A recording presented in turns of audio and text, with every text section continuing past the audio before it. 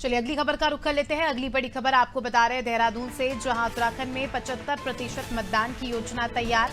राज्य निर्वाचन आयोग ने शुरू किया अभियान, मत प्रतिशत बढ़ाने के लिए अभियान शुरू किया।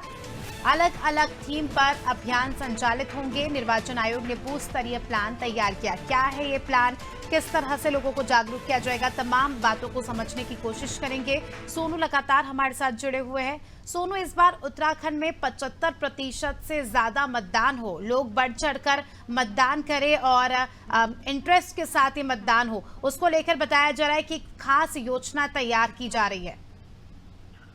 देखिए, निर्वाचन आयोग ने इसका एक प्रारूप तैयार किया है और निर्वाचन आयोग ने इस बार पहली बार ये लक्ष्य निर्धारित किया है कि 75% मतदान जो है वो कराने की कोशिश होगी।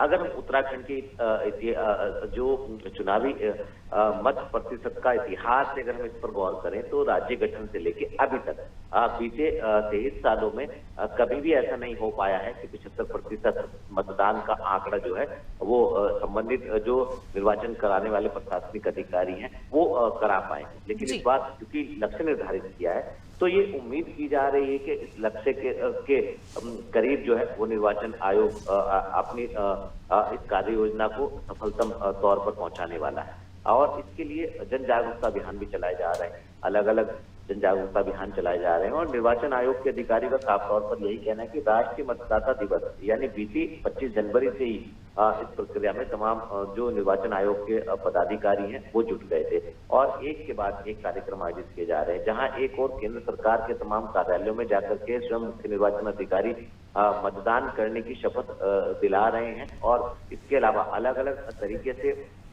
चाहे वो युवा हो, चाहे वो छात्र स्तर पर चुनावी प्रचार करने की बात हो या मतदाताओं को जागरूक करने की बात हो, उसके लिए अलग अलग सांस्कृतिक कार्यक्रम आयोजित किए जा रहे हैं और तमाम प्रतियोगिताएं आयोजित की जा रही हैं, चाहे वो रंगोली की हो, चाहे वो स्लोगन लेखन की हो। इसके अलावा और जो युवाओं को मतदान के प्रति प्रेरित किया जा सकता है, तमाम पहलुओं पर फोकस किया जा रहा है। अब देखना होगा कि अभियान के दौरान जब चुनावी परिणाम सामने आएंगे, जब मतदान हो चुका होगा, उस वक्त वास्तविक तस्वीर जो है वो क्या होगी। क्या निर्वाचन आयोग को 75% मतदान करने का जो लक्ष्य निर्धारित किया है इसमें सफलता मिल पाएगी या फिर अभी और इंतजार करना होगा आने वाले चुनावों के लिए। तो अब देखना होगा कि जो सरकारी तंत्र, खास तौर से निर्वाचन आयोग का जो प्रशासनिक अमला है वो आखिर इसमें कितनी सफलता प्राप्त कर पाएगा। बिल्कुल सुनो, अगर हम स्विंग वोटर्स की बात करें या उन वोटर्स की बात करें जो पहली बार चुनाव में मतदान करेंगे और ऐसे में इन वोटर्स को जागरूक करना एक बहुत बड़ा, हम कह सकते हैं कि चैलेंज हो जाता है, क्योंकि स्विंग वोटर्स को लेकर कहा जाता है कि इतनी जागरूकता नहीं होती।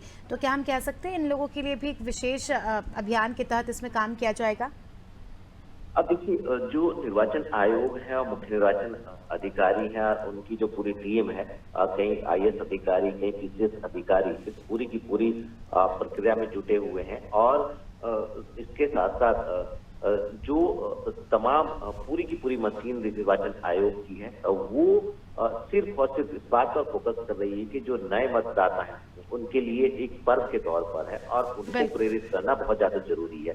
लिहाजा उसी के लिहाज से एक कार्य योजना तैयार की गई है और जो पहली बार अपने मताधिकार का उपयोग करने वाले मतदाता हैं उनको प्रेरित किया जा रहा है और इसके अलावा समाज के अलग अलग तबके के लोग जो हैं उनको मतदान के प्रति जो प्रेरित किया जा रहा है। तो निश्चित तौर पर ये जो तमाम प्रयास किए जा रहे हैं कितना सफल होंगे आने वाले वक्त में ही इसकी वास्तविक तस्वीर पूरी तरह से साफ हो पाएगी। बिल्कुल देखने वाली बात होगी और उम्मीद भी ये है कि जो टारगेट यहाँ पर सेट किया गया है उस टारगेट से ज़्यादा ही मतदान हो, क्योंकि लोकतंत्र का सबसे बड़ा महापर्व है और ऐसे में लोग अगर जागरूक होंगे तो ये हमारे प्रदेश के लिए और देश के लिए अच्छा है।